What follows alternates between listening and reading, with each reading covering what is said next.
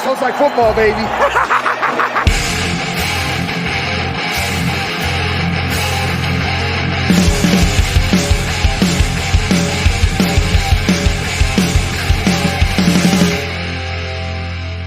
What's up, guys? Welcome in to the Fantasy Football Smackdown Waiver Wire sniping ahead of Week 4.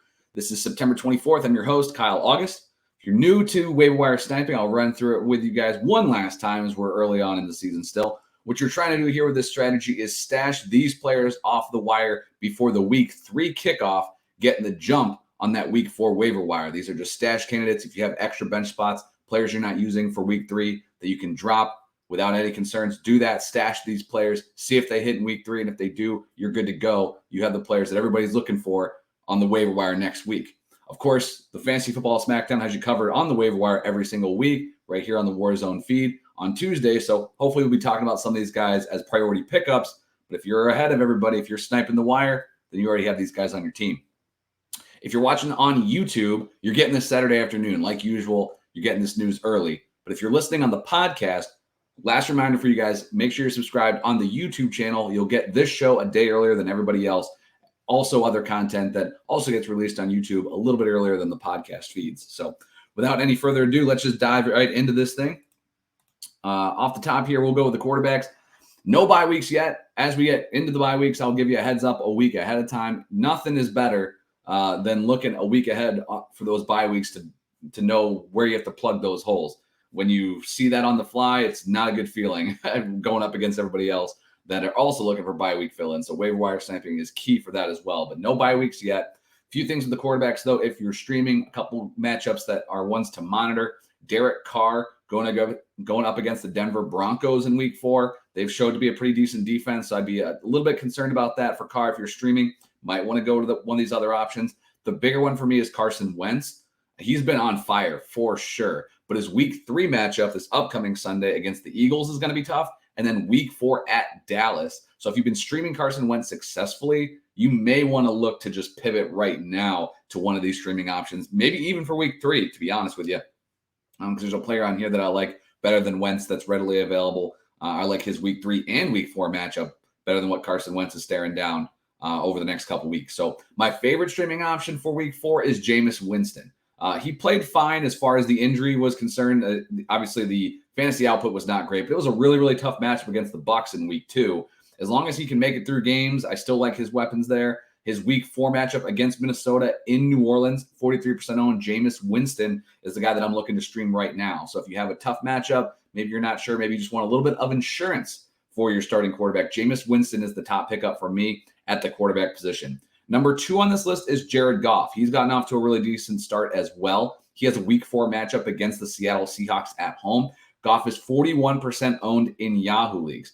Jared Goff is the player that if I'm looking for a 2-week Carson Wentz replacement, if I think that we've seen the best from Wentz and he has 2 divisional tough matchups, Philly and Dallas the next 2 weeks, Goff is the quarterback I'm actually looking to add right now and start him over the next 2 weeks. I think his weapons are solid around him. He's had good looks the last couple weeks. It may not be a Carson Wentz status over weeks 1 and 2, but weeks 3 and 4, I bet I would put my money on Goff to outscore Wentz over these next 2 Sundays.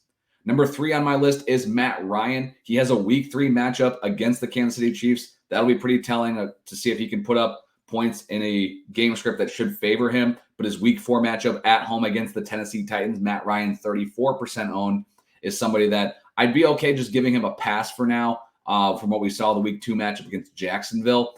Not having Alec Pierce, but more importantly, Michael Pittman on the field. That's going to hurt Matt Ryan. With both those guys coming back for Week 3, we should hopefully see a decent Week 3 start for Matt Ryan against Kansas City, and then you can start him with confidence as a streamer in Week 4 against Tennessee. And then number 4 on this list, he'll continue to be on this list, honestly, every single week if you miss out on one of these more sure thing guys. I think while Winston, Goff, Ryan, their floors are definitely a little bit lower, their ceilings are higher. For me, Marcus Mariota is a guy that has a higher floor. His ceiling might not be as high, but his floor is really solid when you factor in the rushing. He has a home matchup in Week 4 against the Cleveland Browns, 16% own Marcus Mariota. So I got Jameis Winston, Jared Goff, Matt Ryan, Marcus Mariota as potential streamers you can snipe right now off the wire. At the running back position, Khalil Herbert, he had a really good week 1, right? He had that goal. He had the he had the touchdown goal line look, which was great. Week 2, Dave Montgomery really took that backfield over in their matchup against Green Bay and prime time. Everybody saw that. Herbert's ownership percentage actually dropped enough to put him in waiver wire sniping consideration. He's under the 50% threshold, so at 46% owned. I know Herbert is more widely owned than most of these players that we generally talk about on this show. But in my opinion, Herbert is one of those must-have handcuffs. If handcuffs are owned widely in your league, there's no reason Herbert shouldn't be way up there, closer to the 55-60% ownership range. So if I see Herbert on the wire, I'm just going to stash him for this Sunday, see if anything hits. Obviously, we're not rooting for injuries here, but in fantasy football, you got to take those flyer lottery tickets. I think Herbert's one of the best ones out there. 2 and 3 on this list. These ones, I'm still not sure how this is going to work out. The fantasy world has told you they believe it's Darrell Williams over Eno Benjamin in Arizona, backing up James Conner. Conner's still a game time decision for Sunday, so we're not sure if he's going to play or not. If he is out, then we're going to get a glimpse into who the true backup is there in Arizona. Both these backs have receiving abilities, so it's a little harder to say this guy's the goal line, maybe early downs back. This guy's the third down receiving back, 2-minute drill. I think both these skill sets are very similar for these two guys, but Darrell Williams' ownership percentage jumped about 20% this last week. Eno Benjamin stayed just about the same. So I do have Williams slightly. I do have him slightly ahead at 2 and 3. They're close for me, though. Darrell Williams, 26% owned. Eno Benjamin, 12% owned. I'm stashing both these guys just to see how that backfield plays out in week 3. Number 4 on this list, as of recording this right now, Josh Jacobs is still questionable. Did not travel with the Raiders on Friday. It's still yet to be determined whether he could maybe join the team before the Sunday kickoff in Tennessee. Regardless, I'm probably just going to stash Zamir White at 9% owned just to see how it works out. I'm not starting any Raiders running back in week 3, but if you're in a deeper league, 9% owned Zamir White, he's going to be a guy that I want to see how this plays out. For this Raiders backfield, we saw Brandon Bolden get a decent amount of run in week 1. Then he was injured. Then it was the Josh Jacobs show in week 2. What does this backfield look like if Jacobs were to miss time? Zamir White's a stash. Number 5 on this list is Tyler Algier, the rookie running back for the Atlanta Falcons. Does he continue to see the running downs work behind Cordell Patterson? I'm willing to stash him at 15% owned.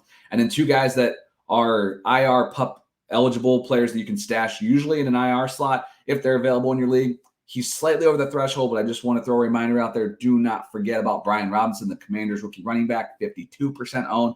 And then also Gus Edwards, 13% owned. These are free stashes. You don't even need roster spots, right? Just pick them up, IR stash, add somebody else. You get two snipes.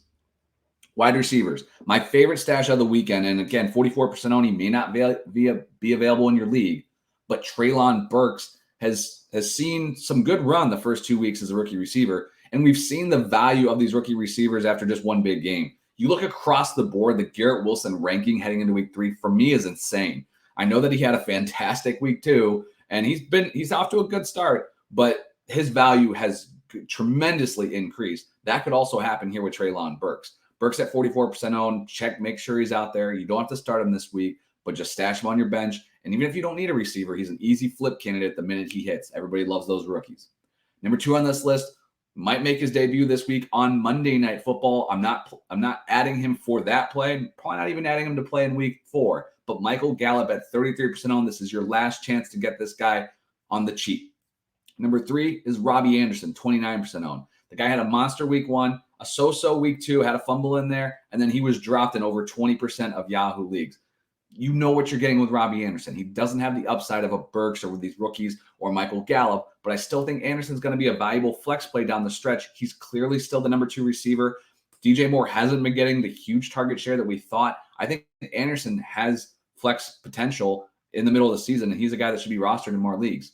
Number 4 on this list is Romeo Doubs. Sorry, no one knows this guy's name. 22% owned. Doubs and Christian Watson, both rookies, came into camp. Doubs was getting more hype. Well, now with all the injuries on this Packers wide receiver core, including Sammy Watkins, who's already been ruled out for this week, we could see these rookies get a little bit more look. And Doubs is the only healthy guy really behind Randall Cobb on this team. So 22% owned, go grab him. And number 5, Van Jefferson. I know he's probably a week or 2 away, but until Allen Robinson really shows up, I'm going to try to stash Van Jefferson wherever I can because I think he could eventually be the number 2 wide receiver. We have not seen great things out of Robinson the first 2 weeks. We have seen a progression, but we haven't seen enough for me just to say Now, Van Jefferson is obviously the 3. There's no one really behind Robinson right now that's really pushing him. So Van Jefferson could be that guy. And one quick reminder, an IR stash at the wide receiver position, Jameson Williams. Not a lot of news yet on this kid, but again, rookie talent. This is a guy that needs to be stashed in your IR slot if you have one. If you end up needing that IR slot later on in future weeks, you can just drop Williams and you're fine. But at 24% owned, Williams should be rostered.